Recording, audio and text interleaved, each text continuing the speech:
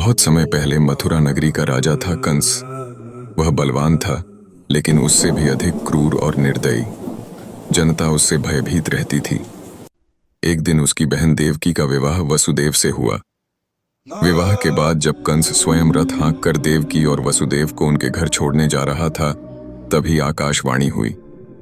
हे कंस, जिस बहन को तू इतने स्नेह से विदा कर रहा है, उसकी 8वीं संतान ही तेरे वध का कारण बनेगी। यह सुनकर कंस का चेहरा क्रोध और भय से लाल हो गया।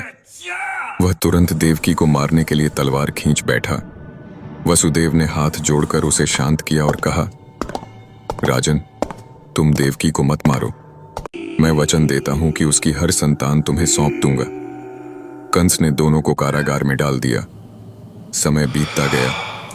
देवकी ने संतानों को जन्म दिया और कंस ने निर्दयता से एक एक कर उन सभी को मार डाला।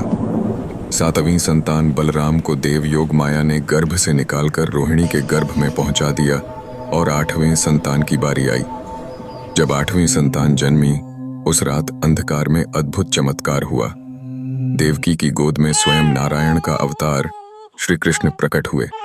उन्होंने अपने दिव्य रूप में कहा, माता पिता, मत भयभीत हो, मैं तुम्हारे पुत्र के रूप में आया हूं। अब तुम मुझे गोकुल में नंद यशोदा के घर ले जाओ, वहां मैं सुरक्षित रहूंगा। इतना कहकर कृष्ण ने शिशु का रूप धारण किया। उसी क्षण कारागार के द्वार अपने आप खुल गए, पहरेदार नींद में सो गए और वसुदेव ने टोकरी में शिशु को रखा। यमुना जी उफान पर थीं, लेकिन उनके मार्ग में रास्ता बना और शेषनाग ने अपने फन से शिशु की रक्षा की। वसुदेव गोकुल पहुंचे और वहां नवजात कन्या को लेकर लौट आए। कंस ने जब उस कन्या को मारना चाहा, तो वह उसके हाथ से छूटकर आकाश में दिव्य रूप धारण कर बोली, अरे मूर्ख कंस, तेरा वध करने वाला जन्म ले चुका है और अब कहीं और पल रहा है। यह सुनकर कंस भयभीत हो गया और उसने अपने दूतों को पूरे प्रदेश में भेज दिया कि कोई भी नवजात शिशु बच न पाए।